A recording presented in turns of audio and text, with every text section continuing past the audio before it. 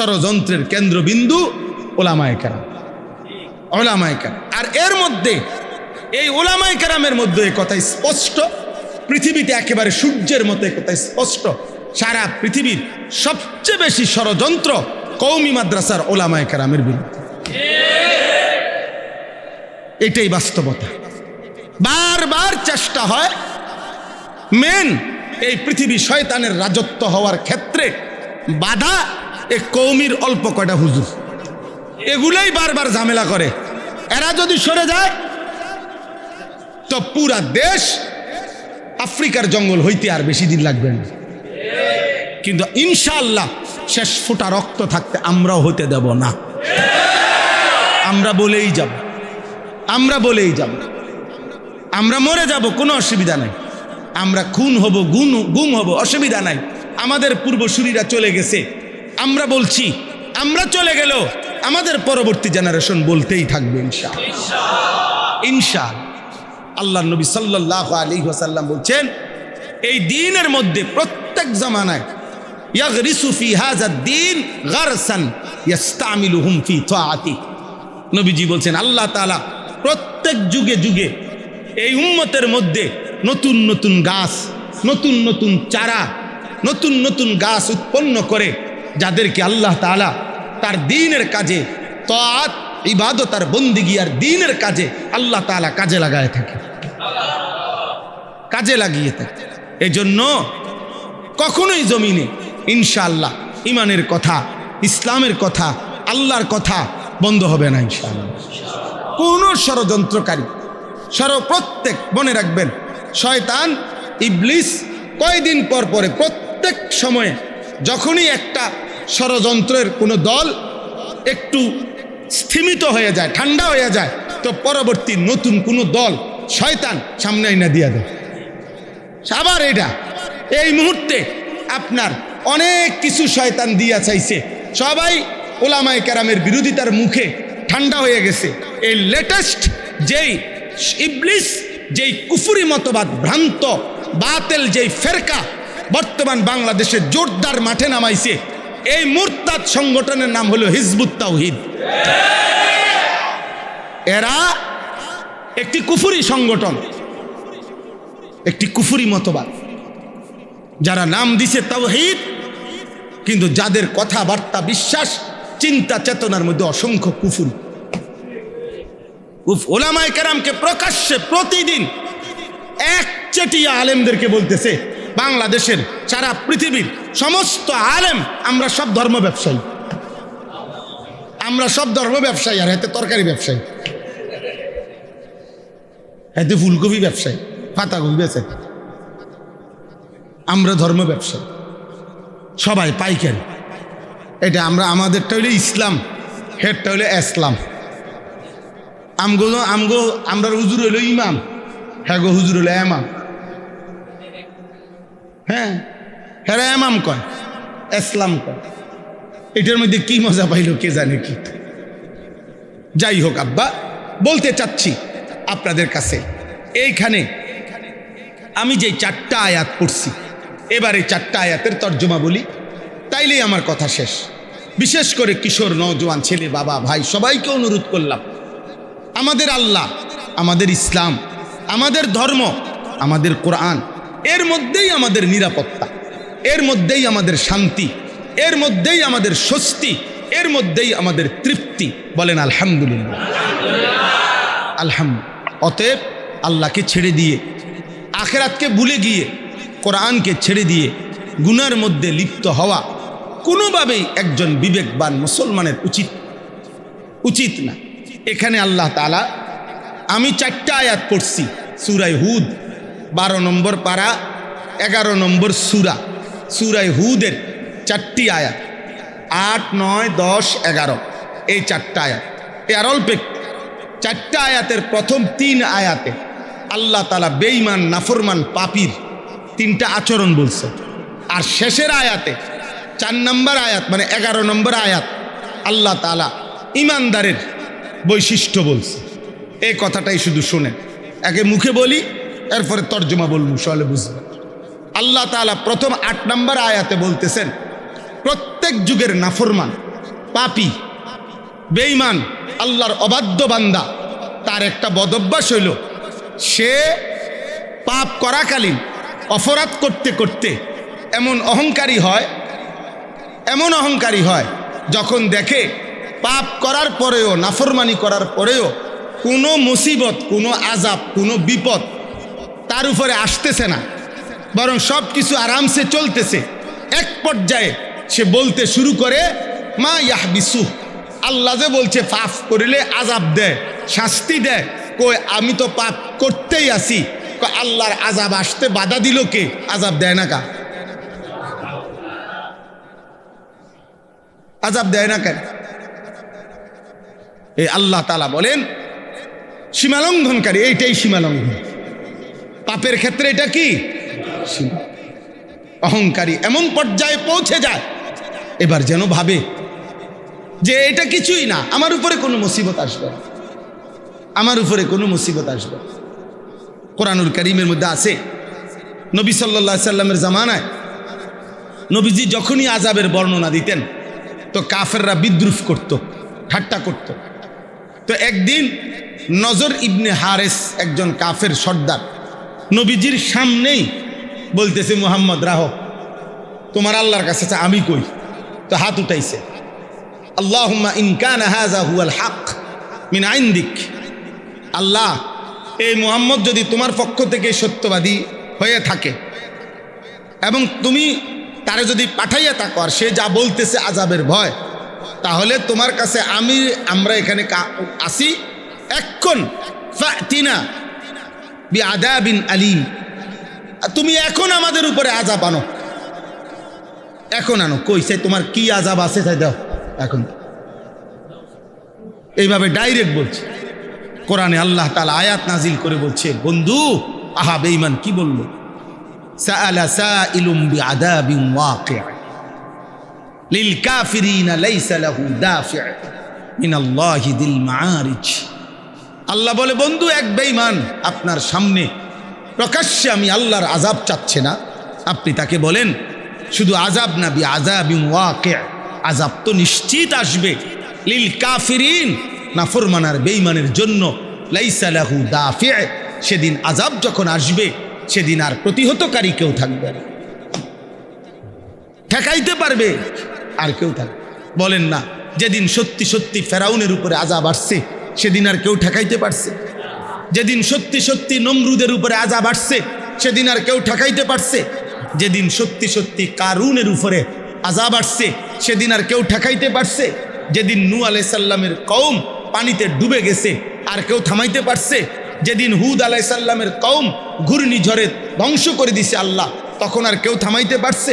একটা জাতি, একটা ব্যক্তি আযাবের মুহূর্তে আর নিজেকে ঠেকাইতে, নিজে কিংবা নিজের শক্তি দিয়ে প্রতিহত করার মতো কোনো ক্ষমতা আল্লাহর মোকাবেলায় আর রাখে না।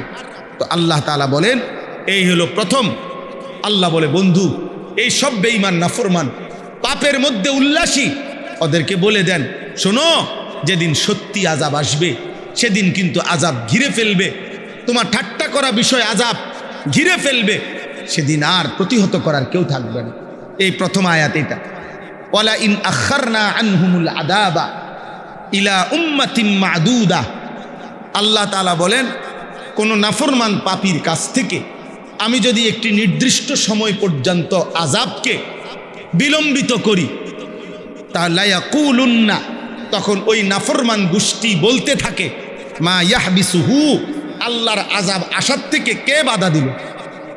কই আযাব, কই আযাব? এই প্রত্যেক যুগের জালেম একটা সময় আইসা জুলুম করতে করতে, অন্যায় করতে করতে এমন সীমালঙ্ঘনকারী হয় আর বুঝে আসে না, আর তার কথাবার্তায় বুঝাই যায় সে আল্লাহ আছে, আল্লাহর আযাব আসবে, এটা মোটেই আর ধারণাও করে না। আহা, আমরা দেখছি না বিগত সময়ে, কথা বলেন না কেন, শেষ দিকে আইসা প্রত্যেক বিরোধীকে, তাদের মতের বিপরীত প্রত্যেককে কি পরিমাণ বিদ্রুপ করছে, কথায় কথায় উলামায়ে কেরামকে, সাধারণ জনগণকে, প্রতিবাদী মানুষকে, বিক্ষুব্ধ মানুষকে একদিন সত্যিই দেখা গেছে, পৃথিবীবাসী দেখছে যে বাচ্চা বাচ্চা ছেলে নওজোয়ান এদের হুঙ্কারে চলে যেতেই বাধ্য হয়েছে। এটাই সত্যবাস, এটাই বাস্তবতা, এটা সবক, এটা রাজনীতি না। আমি রাজনীতির মানুষও না, কিন্তু এটা সবক, এটা নগদ সবক দেখে বললাম। এভাবেই প্রত্যেক সবক। ফেরাউনের কথাটা বোঝেন, আপনি আশ্চর্য হইবেন, তাফসীরে আছে কথা। ফেরাউন এর আগে মুসা আলাইহিস সালাম ওনার হাতের লাঠির আঘাতে আল্লাহর কুদরতে 12টা রাস্তা হয়ে গেছে নদীতে। তো ওনার বনি ইসরাইল বংশধররা এই 12টা রাস্তা দিয়া নদীর উপর দিয়া ওনারা ওই পারে চলে গেছে। এরপরে পিছে দিয়া ফেরাউন এখানে আসছে, আইসা পারে, আইসা এই পারে, সেও দেখছে 12টা রাস্তা। কথাটা বোঝেন সবাই, ছেলেরাও বুঝবা ভাই। এখন প্রশ্ন হলো, নদীর উপর দিয়া হয়ে গেছে, নদীর উপরে, পুকুরের রূপে না, এটা নদীর উপরে হইছে। আচ্ছা, এখন এই এখানে দাঁড়াইয়া সে বলতেছে মুসাকে ধরার জন্য তোমরাও এখান দিয়ে চলো, মুসাকে ধরতেই হবে। কিন্তু আমি বুঝাইতে চাইতেছি যে এই বেঈমান জুলুম করতে করতে জালেম এইখানে দাঁড়াইয়া এত বেকুব হয়েছে যে তুমি তো একটা মিনিট দাঁড়াইয়া 1 মিনিট হইলো চিন্তা করা দরকার ছিল। আমি হইলাম খোদা এবং আমি হইলাম শাসক, আমি হইলাম বাদশাহ, পুরা মিশরের অধিপতি আমি। এত বড় নদীতে 12টা রাস্তা হয়ে গেল, আমি জানি না উদ্বোধন হইলো কোন দিন, মাটি কাটলো কোন দিন, পিলার ডালাই হইলো কোন দিন।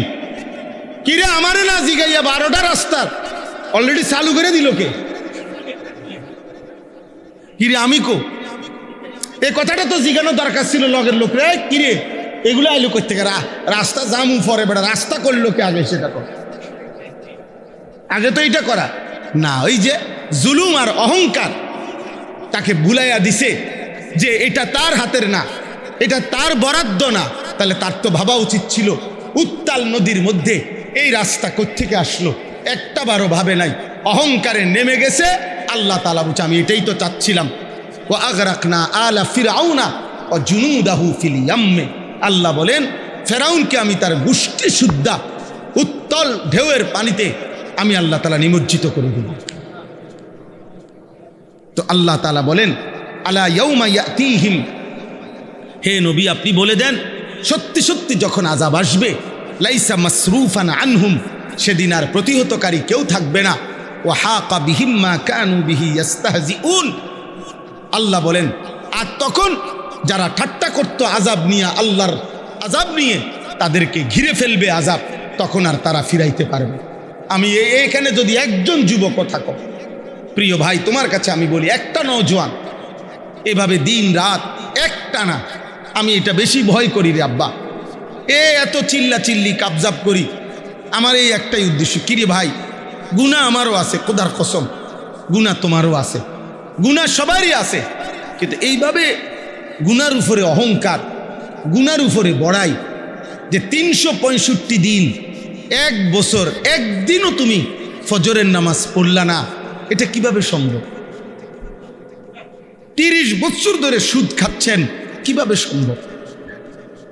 প্রতিদিন এক তালে, প্রিয় ভাই গত 6 মাস এমন গেছে হয়তো একদিনও 6 মাসে কোনোদিন 5 ওয়াক্ত নামাজ পড়লা না, এ কেমন মুসলমান? আমি এ তো তুমি শুধু তো গুনাহগার না, তুমি তো অহংকারী, তুমি তো পাপের উপরে অহংকার করছো আব্বা, বলো না ভাই?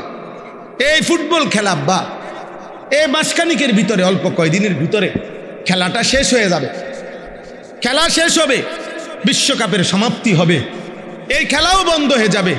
কিন্তু দোস্ত, যেই নারী পুরুষদের, যেই ছেলে মেয়েদের এই খেলাকে কেন্দ্র করে গুনাহগুলো হইল, বাম কাঁধে যেই গুনাহগুলো হলো, এগুলা মুছবে কেমন?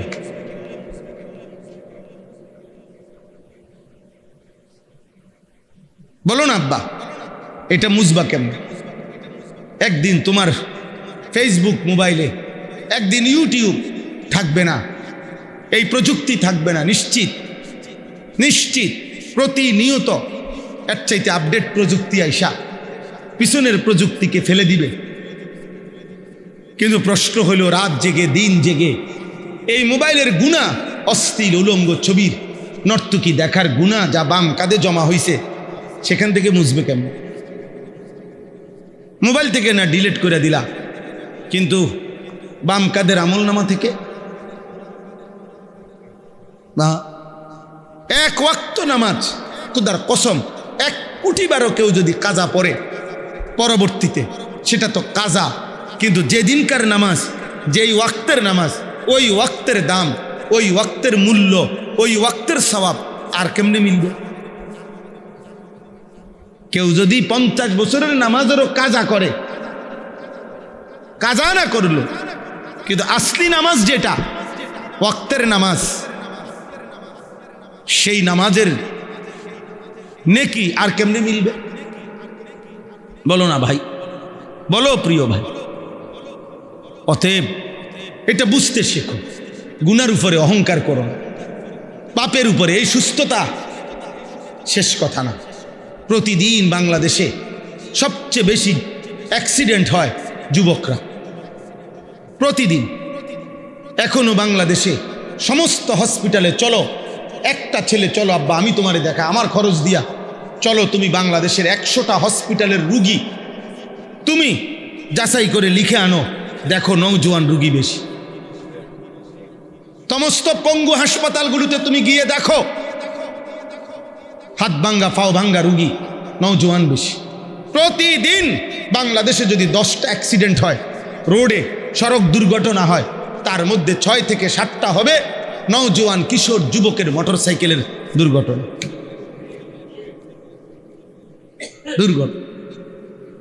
প্রতিদিন। আমি সেদিন সিলেটে, কিছুদিন আগে সিলেটে একটি private medical college, private medical হাসপাতাল, মেডিকেল কলেজ বিশাল বড়, এটার চেয়ারম্যান যিনি, উনি ওনার সাথে আমি একটা অনুষ্ঠানে ছিলাম, উনি বলতেছে কথার প্রসঙ্গে, তো হুজুর প্রতিদিন বিশ্বাস করেন আইসিইউতে যে কয়জন রুগী প্রতিদিন ঢোকে, তার মধ্যে প্রত্যেক দিন 3 ভাগের 2 ভাগ যুবক ছেলে, এবং কয় যে হুজুর 3 ভাগের 2 ভাগ আইসিইউ রুগী, এর সব অ্যাক্সিডেন্ট, এবং এর অধিকাংশই মোটরসাইকেল অ্যাক্সিডেন্ট। এমন মুমূর্ষ যে আইসিইউ ছাড়া আর কাজ হয় না। বলো না। তো অহংকার, তোমরা অনেক ছেলে, কয়জন ছেলে আসো প্রিয় ভাই, তোমরা আমাদের মাওলানা আতাউর রহমান ফরদাবাদী মাওলানা ভাই, অনেক ফিকিরওয়ালা ভাই, নওজোয়ান ভাই, এখানে অনেক নওজোয়ান আলেম আছে। আব্বা তোমাদের কাছে আমার অনুরোধ, জীবনটা আলেমদের সাথে বাঁধা রাও। মোবাইল আর নর্তকী এক পুরুষের চাহিদা পূরণের জন্য। আব্বা এত নারী লাগে না, 10টা মহিলা দিয়ে তুমি কি করবা?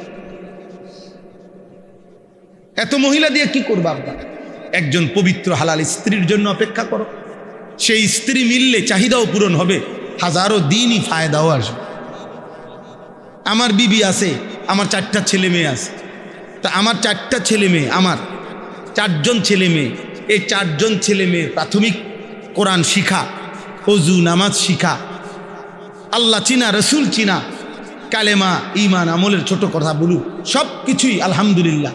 তো আমার বাচ্চার মা আমার বিবির কাছ থেকেই তারা শিখছে। তাহলে একজন পবিত্র স্ত্রী দুনিয়াবি যেই চাহিদা তাও পূরণ হয়, আখিরাতের জন্য নেক কাজের সহযোগী হয়, নেক কাজের সহযোগী হয়। একজন বিবি তোমার সন্তানের মা হবে, একজন বিবি তোমার বংশের জন্য আগামী প্রজন্মকে এগিয়ে নেবে, একজন বিবি তোমার জীবনের পরামর্শের সুখে দুঃখের একজন সঙ্গী হবে। কিন্তু বেশ্যা, পতিতা, মোবাইলের নর্তকী, সিনেমার নর্তকী, সে তোমার কি কল্যাণ করবে? বলো না ভাই, মোবাইলের নর্তকী তোমার কি কল্যাণ? আমরা ওই দিনও কিতাবে পড়ছি, একজন সিনেমার নায়িকা, নাটকের নায়িকা, সে তো অভিনয়ের সময় প্রেমের এমন সুন্দর কথা পুরুষকে বলে, পুরুষ নাটকের কারণে না, অভিনয়ের কারণে না মহিলাকে প্রেমের এমন সুখের কথা বলে, এটা তো অভিনয়ের কারণে বলে, টাকার কারণে বলে। কিন্তু যেই মহিলা সকাল থেকে নিয়ে রাত 10টা পর্যন্ত একটা পুরা সংসার পরিচালনা কাজ করছে, এতগুলো মেহমানের রান্না করছে, পুরুষের রান্না করছে, বাচ্চাগুলোর কাপড় চোপড় ধুইছে, ঘরটাকে সাফ করছে, তারপরে স্বামীর খেদমতের জন্য যা যা লাগে সব করছে, শ্বশুর শাশুড়ির জন্য কিছু পরিমাণ খেদমত করছে। এত পরিশ্রম এত মেহনত কইরা সে যে তোমার সাথে সংসার করতেছে, এই স্ত্রীর সাথে তুমি নর্তকীরে মিলাও কেমনে? বুঝেন নাই মৌলানা সাহেব? অত হইল মোবাইলের নর্তকী, অত নায়িকা, অত অভিনয় করে আব্বা, অত সকালবেলা 4টা বাচ্চার কাপড় চোপড় ধোয় নাই, ধুইছে। ও তো তার স্বামী ঠিক বরাবর 1টা বাজে খানা খাবে, ওর জন্য খানা রেডি করে নাই, খানা সব রেডি করে লাইছে।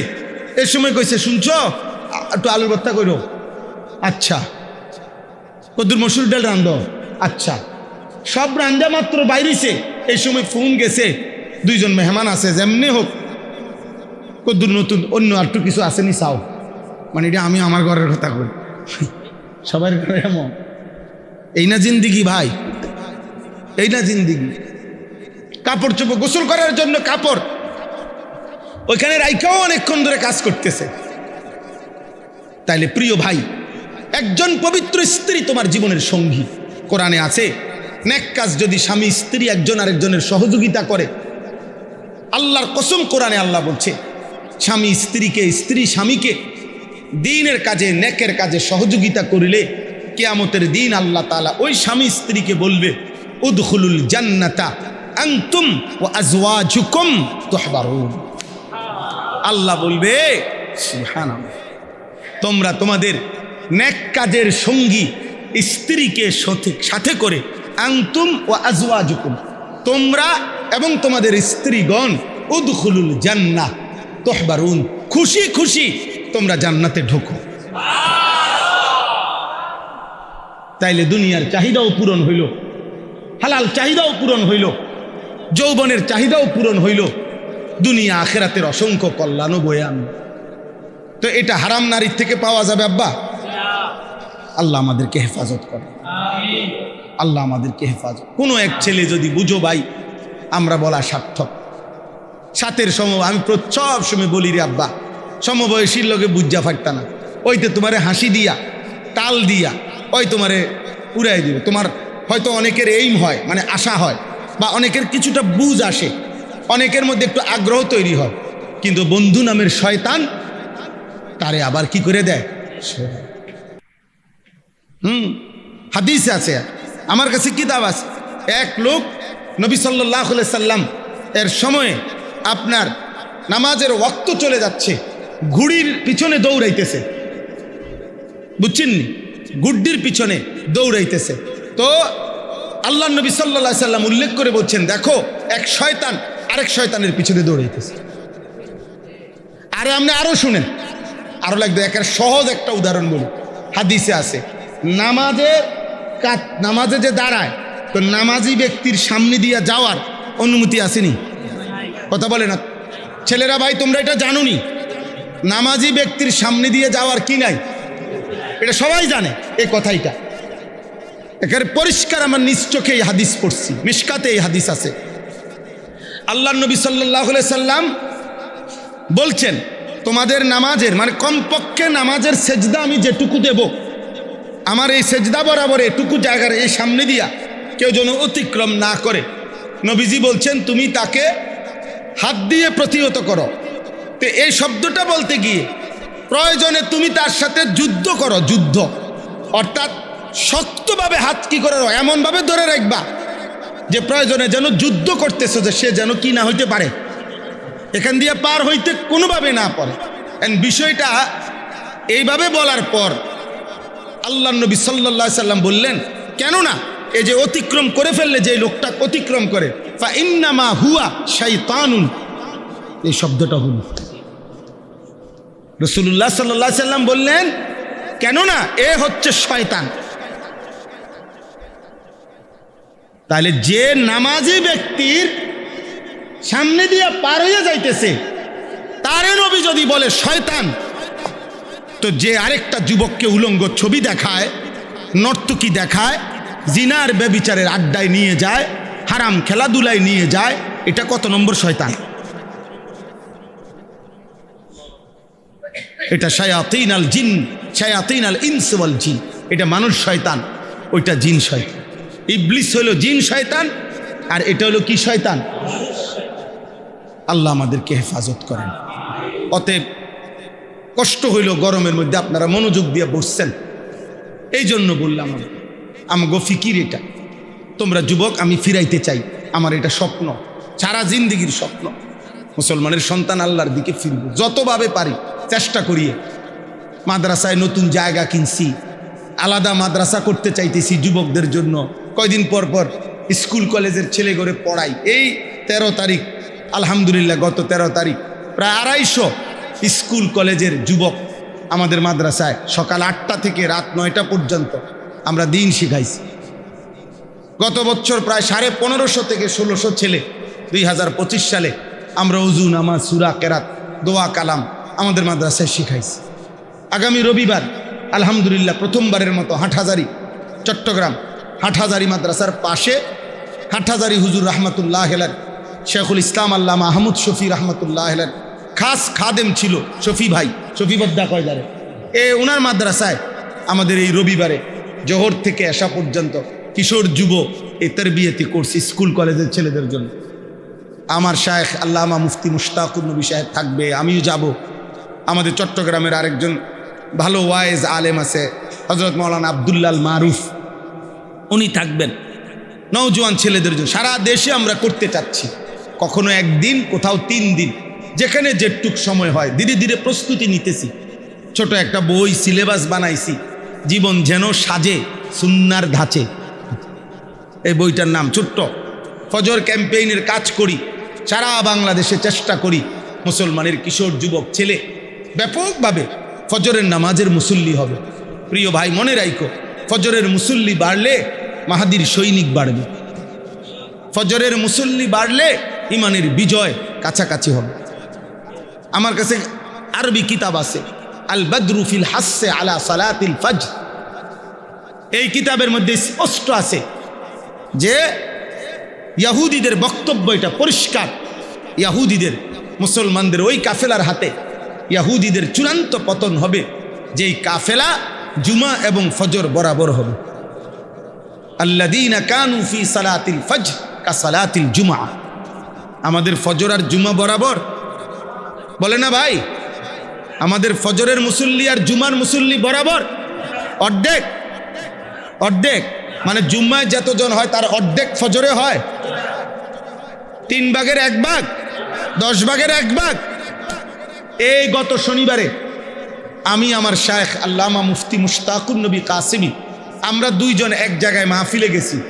রাত্রেবেলা সারা রাত লাগাইয়া ফজরের ওয়াক্তে একই মসজিদে, একটা রাস্তার পাশের মসজিদে আমি এবং আমার শায়েখ হযরত আমরা গাড়ি থামাইছি। أعوذ بالله من الشيطان الرجيم بسم الله الرحمن الرحيم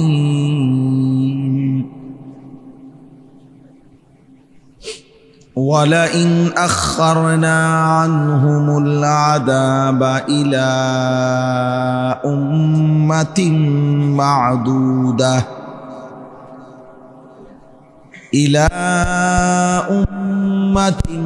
معدودة ليقولن ما يحبسه ألا يوم يأتيهم ليس مصروفا عنهم وحاق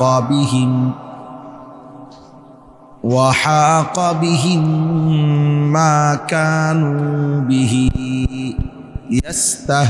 يستهزئون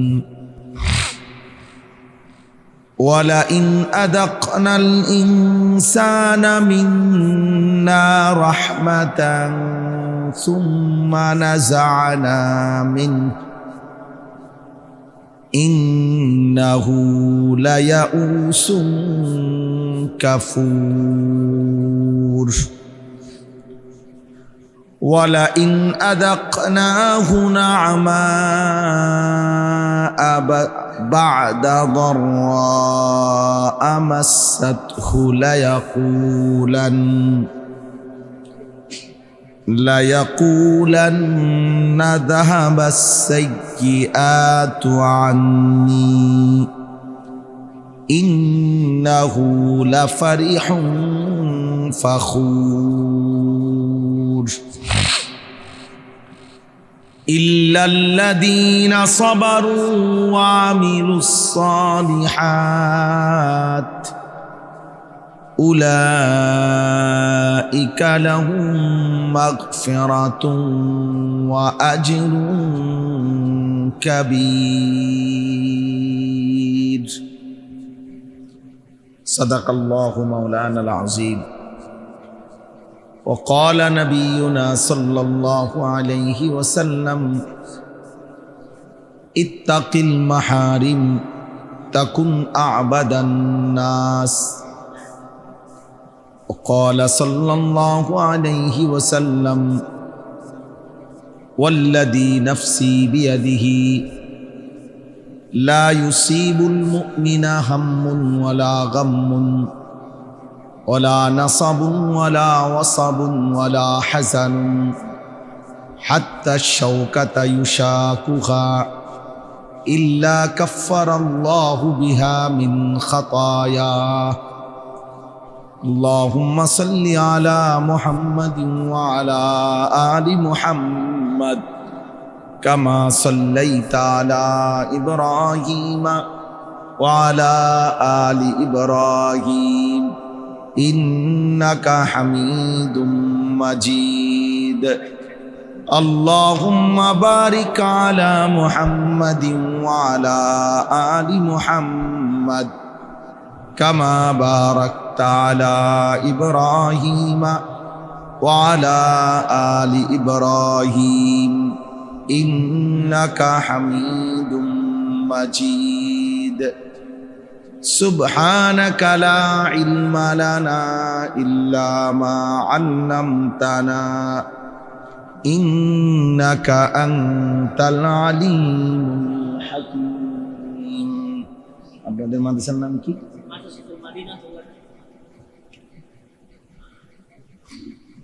বাঞ্ছারামপুর আলহামদুলিল্লাহ আল্লাহ পাক রব্বুল ইজ্জত জুল জালাল ওয়াল ইকরামের ফজল কারম রব্বুল আলামিনের অপরিসীম ইহসান মেহেরবানি দয়া আল্লাহ তাআলা আমাদেরকে আজ 25 জুন 2026 রোজ বৃহস্পতিবার বিবাড়িয়া জেলা নবীনগর উপজেলাধীন ঐতিহ্যবাহী দ্বীনি মার্কাজ মাদ্রাসাতুল মদিনা থুল্লাকান্দি অত্র মাদ্রাসার উদ্যোগে থুল্লাকান্দি কেন্দ্রীয় জামে মসজিদে আজকের এই মোতাবাররাক ইসলাহি মাহফিলে আল্লাহ তাআলাই আমাদেরকে আসবার বসবার আল্লাহর জন্যই জমা হওয়ার তৌফিক দান করেছেন আলহামদুলিল্লাহ। ছোট বড় সবার কাছে অনুরোধ হলো অল্প কিছুক্ষণ সময় আমরা মনোযোগ দিয়ে আন্তরিকতা নিয়ে আল্লাহর কথা শুন। বিশেষ করে নওজোয়ান ছেলেরা ভাই, তোমাদের কাছে আমার অনুরোধ, মহব্বত করেই তোমরা আসছো, আল্লাহর জন্যই এসেছো। যারাই আমাদেরকে মহব্বত করে এটা জানে যে হুজুররা কোরআন সুন্নাহর কথা বলে, এজন্যই মহব্বত, অন্য কোনো আসলে বিষয় না, অন্য কোনো কারণ না। কোরআন হাদিসের কথা বলে, ওয়াজ নসিহত করে, এটাই মূল পরিচয়। অতএব এটাই যেহেতু মূল উদ্দেশ্য, অতএব এই উদ্দেশ্যের প্রতি মনোযোগী হওয়া উচিত। আসলাম ঠিকই, আবার ফাইজলামিও করলাম, অবহেলাও করলাম, খামখেয়ালিও করলাম, তো তার চাইতে তো না আসলেই ভালো ছিল। এজন্য দয়া করে প্রত্যেকে, তোমরা দাঁড়ায় আছো কেন? কাজ থাকলে বাইরে চলে দাও। এই জন্য বাস্তব কথা এটা, আমি এই বিষয়টা খুব কঠোর। আমার কথা হলো ধৈর্যে না কুলাইলে চলে গেলে ভালো। ধৈর্যে না কুলাইলে হইতেই পারে মানুষের সবার শরীর স্বাস্থ্য ক্লান্তি বিশ্রাম মেজাজ একরকম না, ধারণ ক্ষমতা একরকম না। অতএব সবাই বাধ্যতামূলক শুনতেই হবে যে না বসছি যে অন্য ফাফ করছি ওনার উঠোন যাইতো না, এমন কিছু না। যার যখন সুযোগ হয় প্রয়োজন হয় সে উঠে যাবে, অসুবিধা কি? আল্লাহর কথা শেষ পর্যন্ত একজন শুনলেও ক্ষতি নেই। আখেরাত দরকার, সওয়াব দরকার। এই জন্য সবার কাছে অনুরোধ, অল্প কিছুক্ষণ সময়, আমরা লম্বা করব না ইনশাআল্লাহ। অল্প সময় আমরা আল্লাহর কথা মনোযোগ দিয়ে শুনি। পরিবর্তনের জন্য মনোযোগ জরুরি, হেদায়েতের জন্য আন্তরিকতা জরুরি। ওয়ালাউ আলিমাল্লাহু ফীহিম খায়রান লাআসমাআহুম। আল্লাহ তাআলা বলেন, আমি যদি আমার বান্দার মধ্যে কল্যাণের প্রতি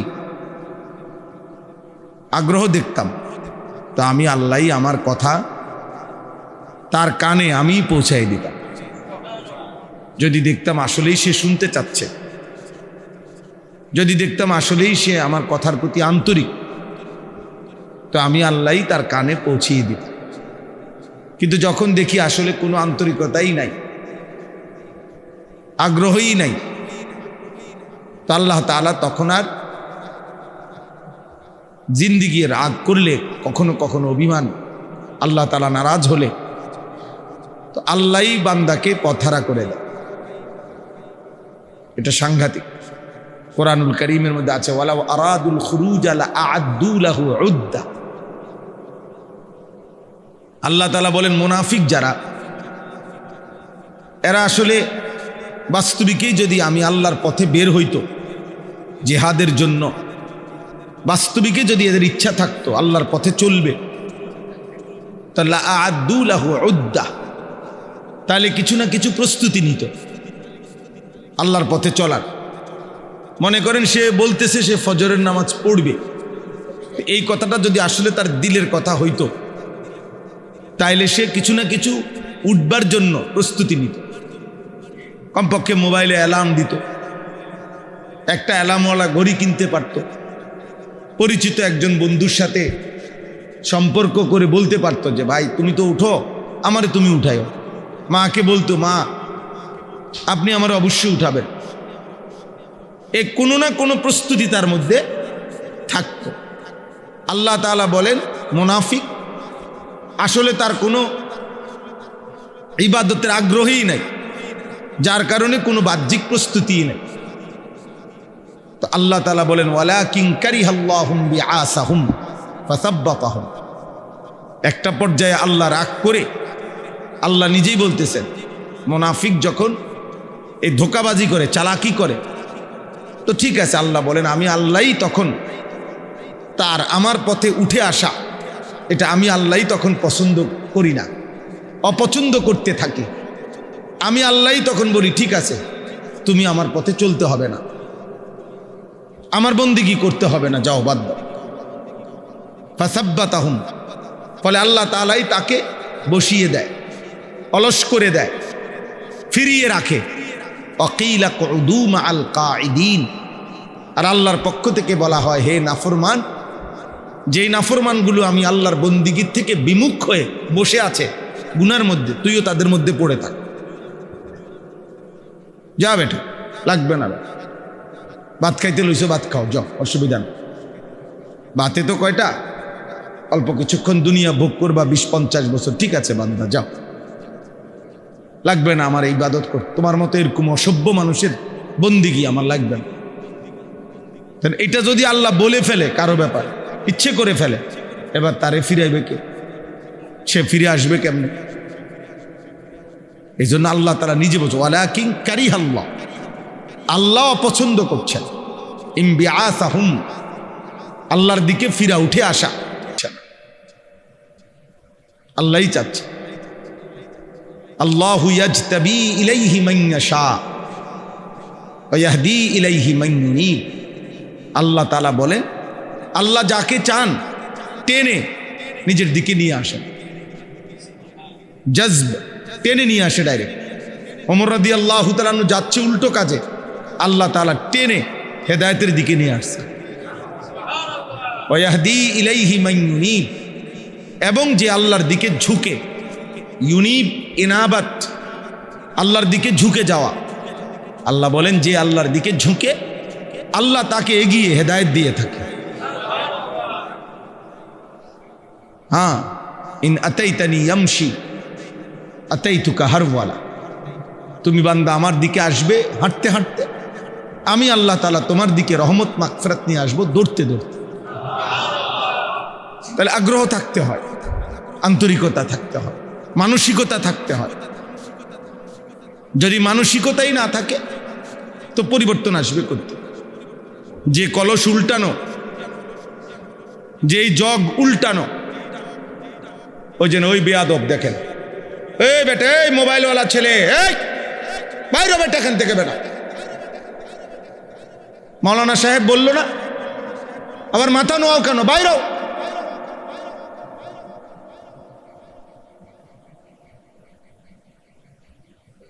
মাতবর মানে এক ধরনের ছাগল মানসিকতা, যে মানুষ কি মনে করবে।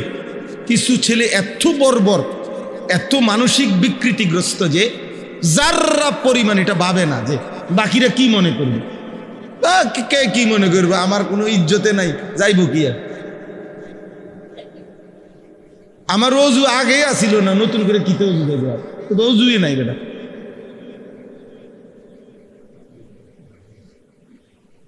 হায়া থাকা দরকার আব্বা, বুঝ থাকা দরকার। তুমি মসজিদে বসছো, তুমি আল্লাহর কথা শুনতে বসছো, এটা ফাজলামি করতে বসো নাই। চুরি করে, চালাকি করে, মোবাইল দিয়ে ছবি তোলার কি দরকার?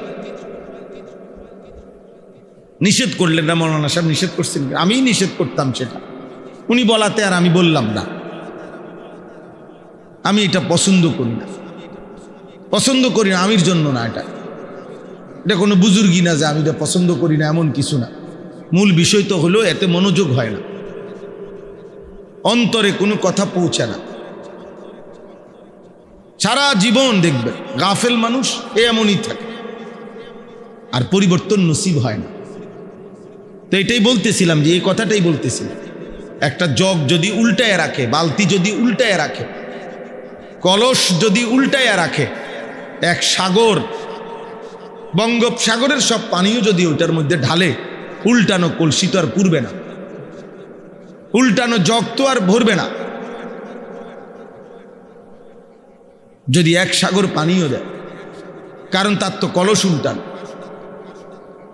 আল্লাহর নবী সাল্লাল্লাহু আলাইহি ওয়াসাল্লাম বলেন, কিছু নাফরমান আছে পাপ করতে করতে, গুনাহ করতে করতে তাদের অন্তর হয়ে পড়ে কাল কুজে মিরবাদান, উল্টানো কলসের মতো, পাত্রের মতো, উল্টানো জগের মতো।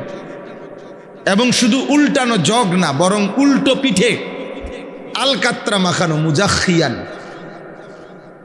আলকাত্রা মাখানো, এমন ফিসলা বানায় রাখছে উল্টা পিঠেও, যে পানি যে কদ্দুর ঘামাইব, এ ঘামায়ও না, মানে এটার মধ্যে কদ্দুর এমনি পানিও লাগে না, একদম কচু পাতার মতো ধরেন, মাশাআল্লাহ, পানিটা জমেই না।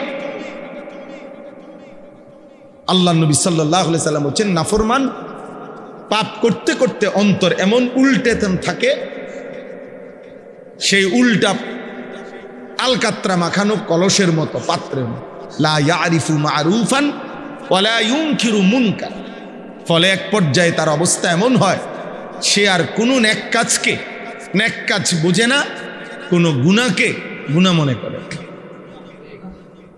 হ্যাঁ, স্বাভাবিক, হাসতেছে, মিথ্যা বলতেছে, হাসতেছে, গালি দিতেছে, ভাত খাইতেছে, মিথ্যা বলতেছে, সিগারেট খাইতেছে, হ্যাঁ, টেলিভিশনে নর্তকীর নাচ দেখতেছে, হিতের কথারও উত্তর দিতেছে, আবার মালও বেচতে আছে, নর্তকীর নাচও চলতেছে, সবই স্বাভাবিক।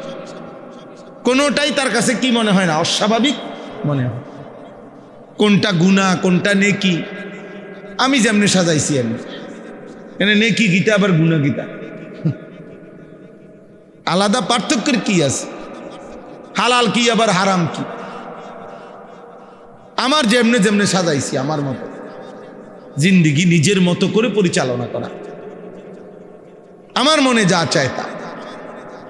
প্রিয় ভাই, আমি প্রতিদিন একবার হলো এটা বলি, যে জীবন মন মতো চলে, নিজের মতো চলে, আল্লাহর বিধান কি, হালাল হারাম কি, পাক নাফাক কি, জায়েজ না জায়েজ কি, কিছু বুঝেও না, জানেও না, মানেও না, ধারও ধারে না। এই জীবন কোরআনুল কারীমের মধ্যে বলছে এই জীবন জানোয়ারের জীবন। ইনহুম ইল্লা কাল আনআম, আল্লাহ তাআলা বলছেন এই মানুষগুলোর পরিচয় আর কিছুই নয়, শুধুই জানোয়ার। বাল হুম আদাল্লু সাবিলা, বরং তার চাইতে নিকৃষ্ট পথ হারা। যে জানে না পাক কি নাফাক কি, যে জানে না হালাল হারাম কি, যে জানে না জায়েজ না জায়েজ, মা কেউ দেখে, বোন কেউ দেখে, আবার মোবাইলের নর্তকীও দেখে, উলঙ্গ ছবিও দেখে, বেহায়া নারীও দেখে, রাস্তার মহিলাও দেখে, সব বরাবর তার। কিসের হালাল কিসের হারাম? কষ্ট করে পরিশ্রমের যে টাকাটা এটাও নেয়, সুদের টাকাটাও নেয়, কিস্তির টাকাটাও নেয়, আবার মেহনতের টাকাটাও নেয়, দুটোটাই তার কাছে বরাবর। হালাল হারামের পার্থক্য নেই। গালিও দেয়, সালামও দেয়, মদও খায়, মধুও খায়, সব বরাবর একরকম। সব মিলাইয়া প্রয়োজন পূরণ হইলেই হইছে। আলাদা করে পার্থক্য করা, কোনটা হালাল কোনটা হারাম, এটা আমার দরকার। আমার চাহিদা পূরণ হওয়া দরকার। হ্যাঁ, আমার বউ স্ত্রী আছে, তো সেখানেও চাহিদা পূরণ হইল। আবার বাকি টাইম নর্তকী দেখলাম, সেখানেও চাহিদা পূরণ হইল। সব মিলাইয়া আমার চাহিদা পূরণ হইল। এই যে পার্থক্য নাই, পার্থক্য নাই। উপার্জন হইলেই হয়েছে, টাকা হইলেই হয়েছে, সব টাকা একই কালার। সুদের টাকার যেই রং, হালাল টাকারও কি রং, সেই রং। অসুবিধা কি তাহলে? সব টাকা যেহেতু এক কালারের, তার পার্থক্যের দরকার। এটা জানোয়ারের স্বভাব, হাইওয়ানের স্বভাব, ইনসানের স্বভাব। মৌলানা সাহেব আপনি দেখেন, ওই আরেক বেয়াদব দেখেন, চুল্লা বেয়াদব দেখেন। ভাইয়া তুমি চলে যাও, ভাই চলে যাও, আমি কাউরে ভয় পাই না। ভাইয়া চলে যাও, মুরব্বীর সামনের এই চুল্লা মানুষ, চলে যাও আব্বা। বাইরে ছাগল টাগল থাকলে ছবি উঠাও, দেখো কোনো ছাগল আছে কিনা। না বলতে হবে, ছাড়তে হবে না। এভাবেই শিখবে, এভাবেই শিখবে। ছাড়া তো আপনারা কেউ তাকাইতে হবে না, আপনার করে বলছি না তাকাই। এটা সাংঘাতিক। ভাইয়া আল্লাহর ওয়াস্তে বুঝতে চেষ্টা করো। মুসলমানের সন্তান, খোদার কসম বিশ্বাস করো, মোবাইলের এই আসক্তি তোমাদের হিতাহিত জ্ঞান, বিবেক বোধ নষ্ট করে দিছে, যার কারণে ব্রেনে কাজ করে না। কি বলতেছে এই কথা ধাক্কা দিল, ঢুকতে চায়। মোবাইলের আসক্ত মারাত্মক। বর্তমান পৃথিবীতে কোন যুবক অন্য সব আসক্তি ছাড়তে পারে, মোবাইলের আসক্তি ছাড়তে পারে, বড় মারাত্মক। হাজার হাজার ছেলে আমাদের মাদ্রাসাগুলোর থেকে প্রতিদিন ঝরে যায়। কত ছেলে কত মাদ্রাসায়, সবার মাদ্রাসার থেকে এই মোবাইল। এক সপ্তাহ বাড়িতে গিয়া আপনার একটানা 24 ঘন্টা 2 আঙ্গুলে মোবাইল টিপছে। মাদ্রাসা যেদিন খুলছে শনিবার, এই দিন আর তার আসতে মন চাচ্ছে না, আর পড়তো না। মাদ্রাসা ভালো না, ফিডে খানা ভালো না, এই সে সেই সে, মন চায় ফাঁকি দিয়ে নানার বাড়ি চলে গেছে, দাদার বাড়ি চলে গেছে। মূল কারণ একটাই, মোবাইল।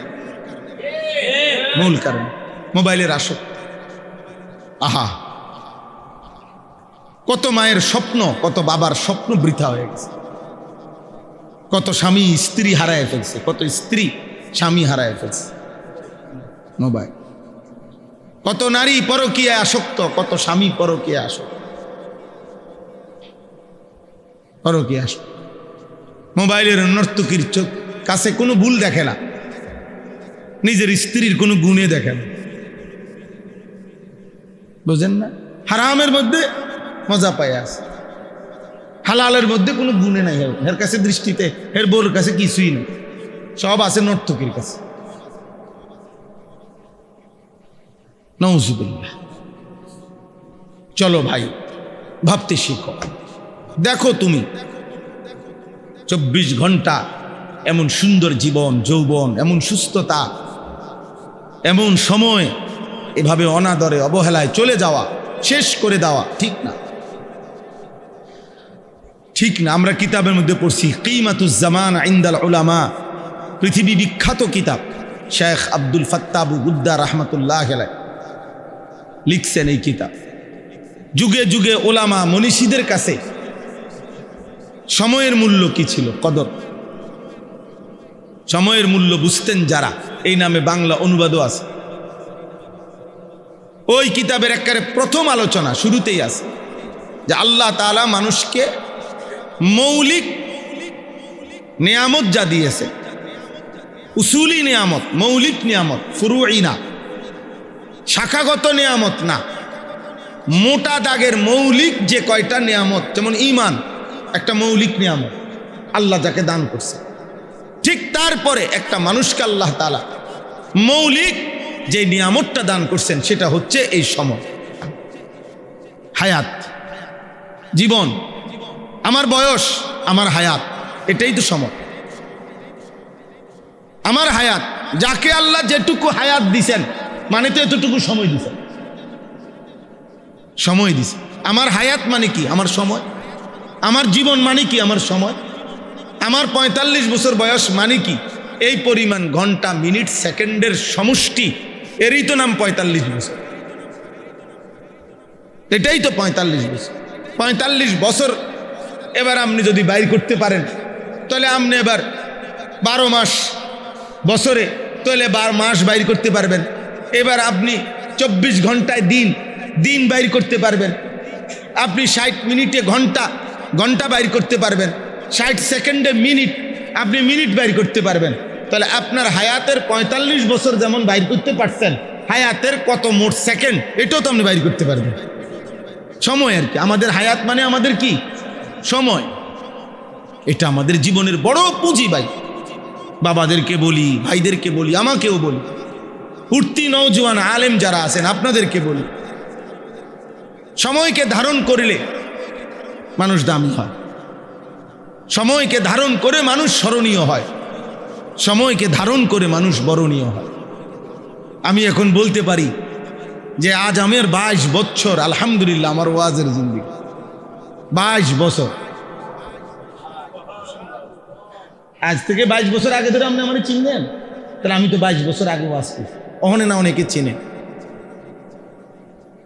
এখনো না অনেকে চিনে, এখনো না অসংখ্য মানুষ চিনেন। কিন্তু তখন আমি যে বিগত 15 বছর আগে ওয়াজ করছি, আমি যে 20 বছর আগে বয়ান করছি, 4 ঘন্টা ঘড়ির ঘন্টা এক টানা বলে গেছি আলহামদুলিল্লাহ, দিনের পর দিন।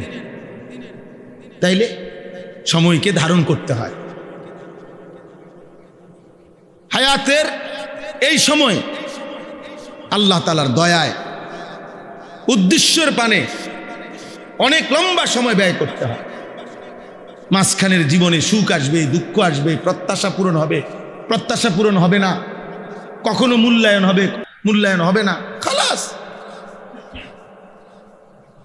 সব কিছু সামনে নিয়ে আমার উদ্দেশ্যে আমি মজবুত থাকতে হবে। আমি আল্লাহকে চাই, আমি আখিরাতকে চাই, আমি মানুষের পরিবর্তন চাই, আমি মানুষকে ফেরাইতে চাই, আমি আল্লাহর বান্দার জীবনের সৌন্দর্য চাই।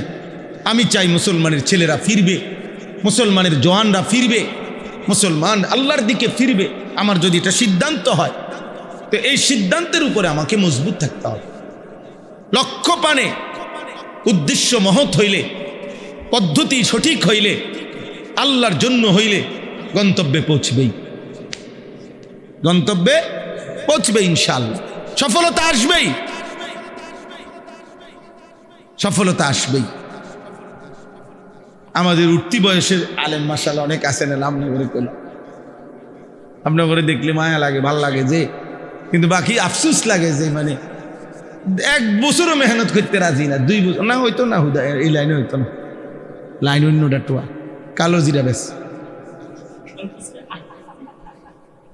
হইতো না এমনি হুদাইটা ওয়াজ দিয়ে বাদ দিত না। চাইছি মনে 50টা ওয়াজ করে চাইছি, লারা খায় না হুদা দুধ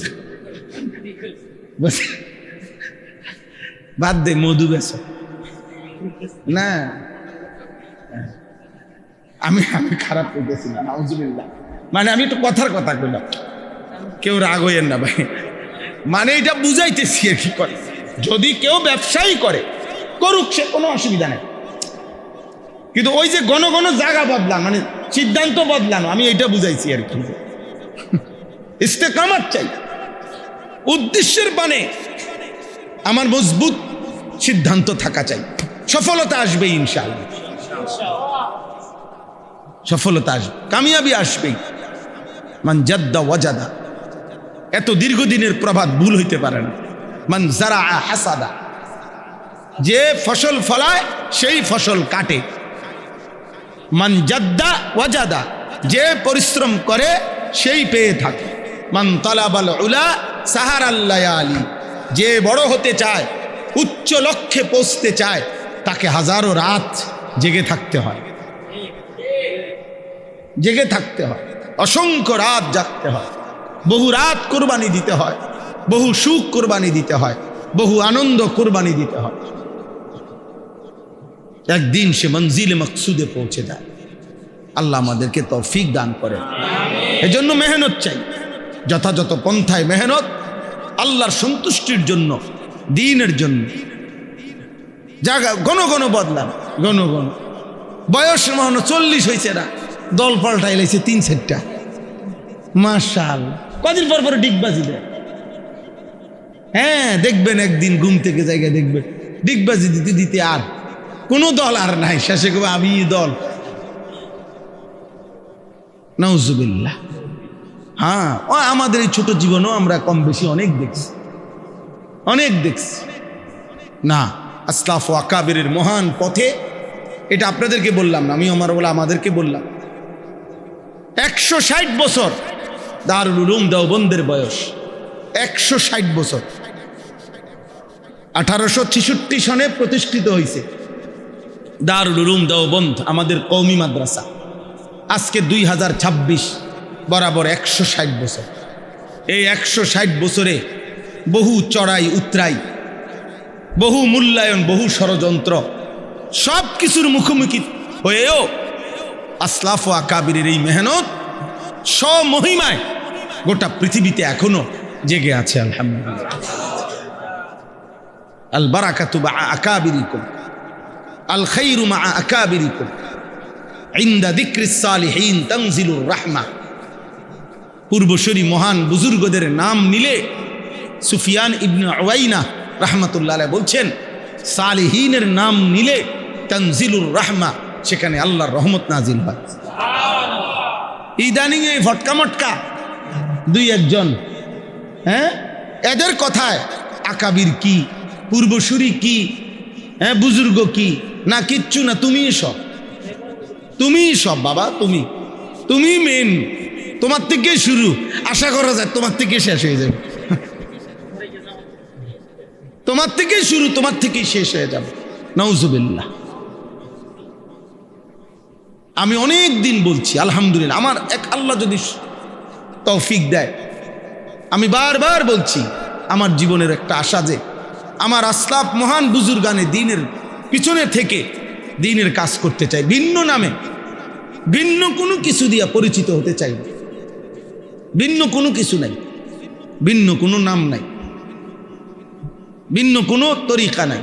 তরিকা আমাদের আসলাফের 1450 বছরের চলমান ধারায় আল্লাহর পথে মানুষকে ডাকা, আল্লাহর পথে ডাকা। এখানে আশ্চর্য হবেন, আমি আপনার ঘরে শুনাই একটা জিনিস দেখাই, আপনারাও বাকিরাও বুঝবেন, সবাই বুঝবেন। এখানে আছে সূরা আরাফের মধ্যে 5 জন নবীর ঘটনা আছে। নূহ আলাইহিস সালাম, হুদ আলাইহিস সালাম, সালেহ আলাইহিস সালাম, লূত আলাইহিস সালাম, শুআইব আলাইহিস সালাম। এই 5 জন নবী আল্লাহর পক্ষ থেকে, 5 জন নবী এই সূরা হুদের মধ্যে আছে। আমি যেই সূরার আয়াত পড়ছি, পৃথিবীতে সবচেয়ে বেশি মানুষকে আল্লাহর নবীগণের মধ্যে যারা দাওয়াত দিছেন, আর ওনাদের কওম সর্বোচ্চ নাফরমানি করছে, সীমা লঙ্ঘন করছে, পাপের সীমা লঙ্ঘন করছে। ফলে আল্লাহ তাআলা এই 5 জন নবীর কওমকে চিরতরে ধ্বংস করে দিছে, পুরা জাতি একসাথে শেষ করে দিছে আল্লাহ। এই 5 জন নবী, নূহ আলাইহিস সালাম, হুদ আলাইহিস সালাম, সালেহ আলাইহিস সালাম, লূত আলাইহিস সালাম, শুআইব আলাইহিস সালাম, বুঝছেন? এই 5 জন নবীর কওমকে আল্লাহ তাআলা পাপ আর নাফরমানির সীমা লঙ্ঘন করার কারণে আল্লাহর আযাব দিয়ে আল্লাহ একেবারে শেষ করে দিছে। তো ওইখানে আছে, এই সূরাতে আছে, সূরা আরাফেও আছে, সূরা হুদের মধ্যেও আছে, 500 জনের ঘটনা সেখানে আছে। প্রত্যেক নবী, 5 জন নবী যখন আল্লাহর আযাব আসতেছিল তখন চোখের পানি ফেলে বলতেছিলেন, হিয়া কওমি উবাল্লিগুকুম রিসালাতি রাব্বি, হায় আমার জাতি, আমি তো তোমাদের কাছে দিবানিশি আল্লাহর কথা পৌঁছাইছিলাম, আমি পৌঁছাইছিলাম আমার জাতি। তোমাদের কি মনে পড়ে? আমি রাত নাই দিন নাই তোমাদের কাছে আল্লাহর কথা পৌঁছাইছি। এই যে দেখেন,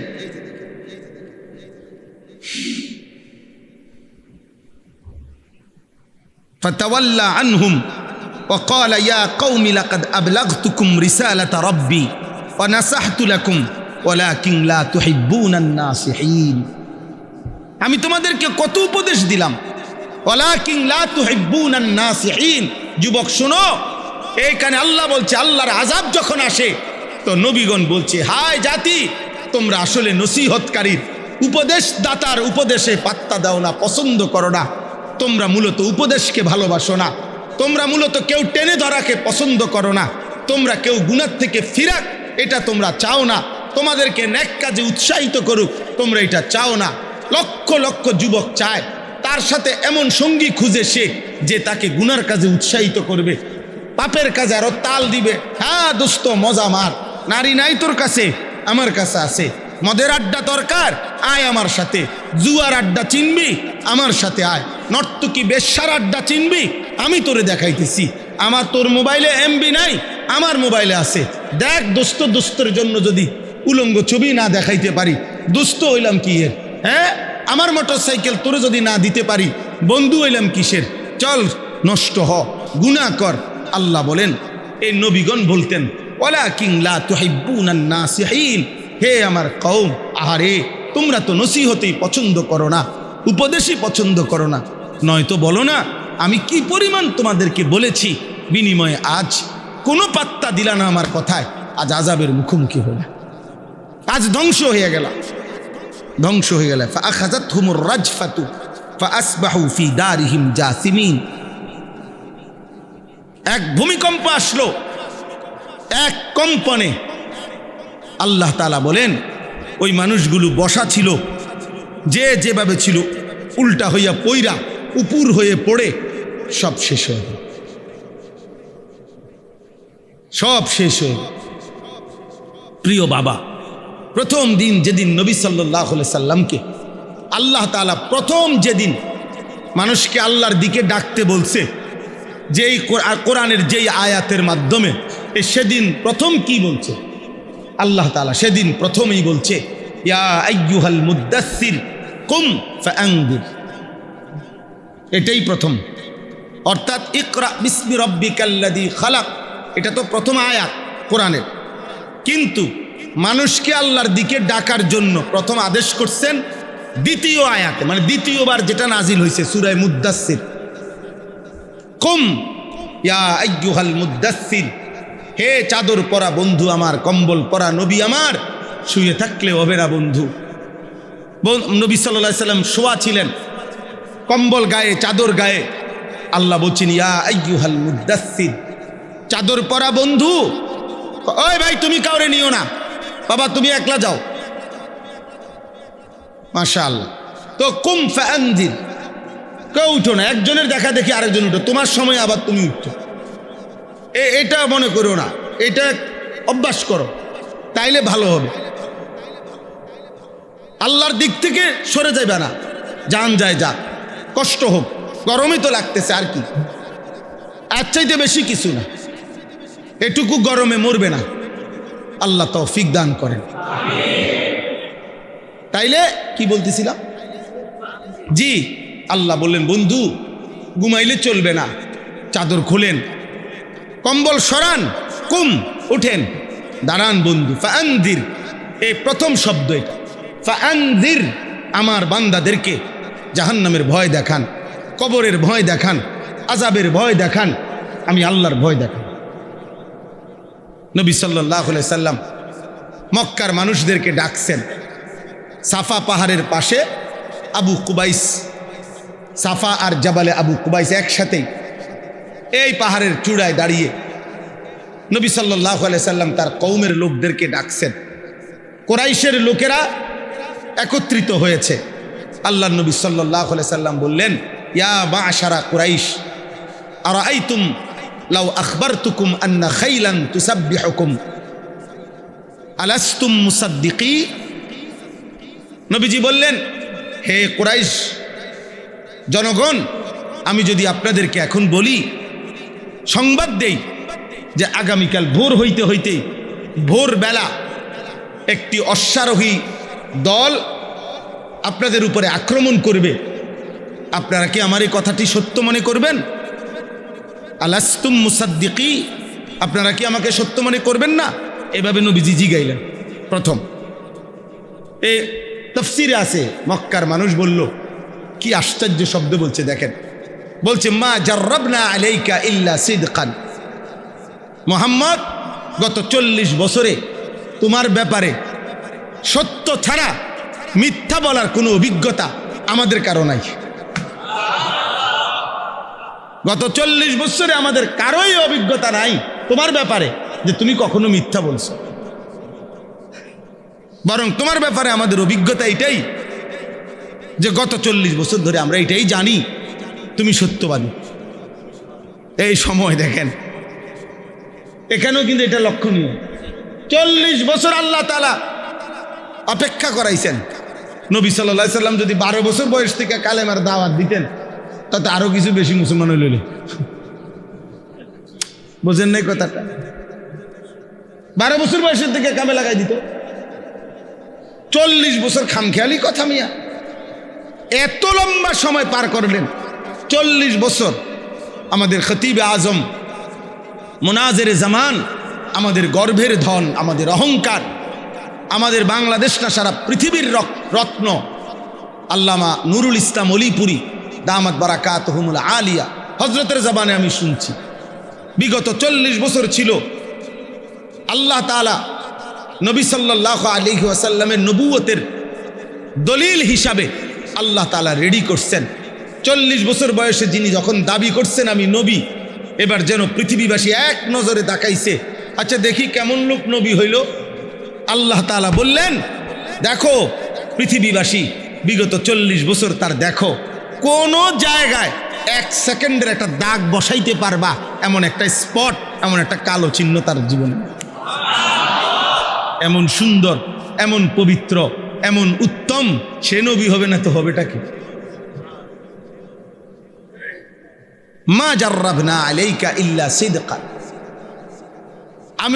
আমরা তোমার ব্যাপারে সত্য ছাড়া অন্য কোনো অভিজ্ঞতা নাই।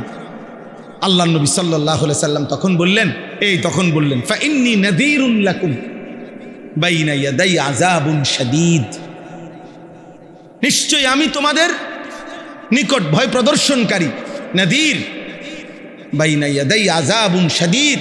হে আমার জাতি, এই মিথ্যা, এই কুফর, এই শিরিক, এই মূর্তি পূজা, এই চুরি ডাকাতি, জিনা, ব্যভিচার, রাহাজানি, এর পরিণামে তোমাদের জন্য সামনেই অপেক্ষা করছে আযাবুন শাদীদ, বড় ভয়ানক আযাব।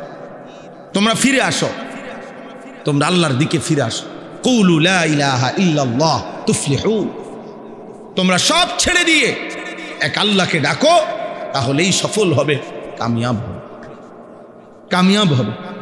দোস্ত, তাহলে এই কথা বোঝা গেল, এই আমরা ওলামায়ে কেরাম, এই সমাজের হাজারো 600-800 কোটি মানুষ যদি সারা পৃথিবীতে হয়, 600 কোটি কাফের যদি হয়, তো এই 600 কোটি কাফের এক যুগে, 600 কোটি কাফের পৃথিবীতে সবাই নিজেরা এবং অন্যকে দুনিয়ার স্বপ্নই দেখাইতেছে। 250 কোটি মুসলমান, এই 250 কোটি মুসলমানের মধ্যেও সংখ্যাগরিষ্ঠ মুসলমান দুনিয়া নিয়েই ব্যস্ত আছে। এর মাঝখান দিয়া এই 800 কোটি মানুষের ভিতরে অল্প কয়েকজন মোল্লা মৌলবী, অল্প কয়েকজন মুন্সি হুজুর, অল্প কয়েকজন আলেমে দিন বাকি মানুষগুলোকে জাহান্নামের থেকে ফিরাইবার জন্য আখিরাতের দিকে, আল্লাহর দিকে, ইবাদতের দিকে ডাকতেছে। হ্যাঁ হ্যাঁ, জানো না ভাই, এই জন্য এই সারা বিশ্ব জুড়ে আপনারা ভেবে দেখেন, সারা পৃথিবী জুড়ে যত কাফের, বেঈমান, মুশরিক, যত নাস্তিক, মুরতাদ, আল্লাহ দ্রোহী, ইসলাম বিদ্বেষী, তাদের ষড়যন্ত্রের, সমস্ত ষড়যন্ত্রের কেন্দ্রবিন্দু এই হুজুররা। সমস্ত ষড়যন্ত্র করছে কার বিরুদ্ধে? হুজুর। যে সুদখোর তার বিরুদ্ধে ষড়যন্ত্র কিতা করব? হ্যাঁ, তো লাইনে আছে, বুঝলেন না? যে ঘুষখোর তার বিরুদ্ধে কি ষড়যন্ত্র করবো কাফেররা? আমরা তো লাইনে আছে। যে নারী বেপর্দা, বেহায়া, তার বিরুদ্ধে কি ষড়যন্ত্র করব? ষড়যন্ত্র কিতা করবো? হে, সে তো লাইনেই আছে। যেই সমস্ত লক্ষ লক্ষ যুবক প্রতিনিয়ত রাত নাই দিন নাই 24 ঘন্টা মোবাইল, নারী, ছবি, অশ্লীলতা, বেহায়াপনা, অসভ্যতার মধ্যে লিপ্ত, ওদের বিরুদ্ধে দুশ্মন কি ষড়যন্ত্র করবে? দুশ্মন তো ওদেরকে নিয়েই নিছে ওদের কাছে। আমরা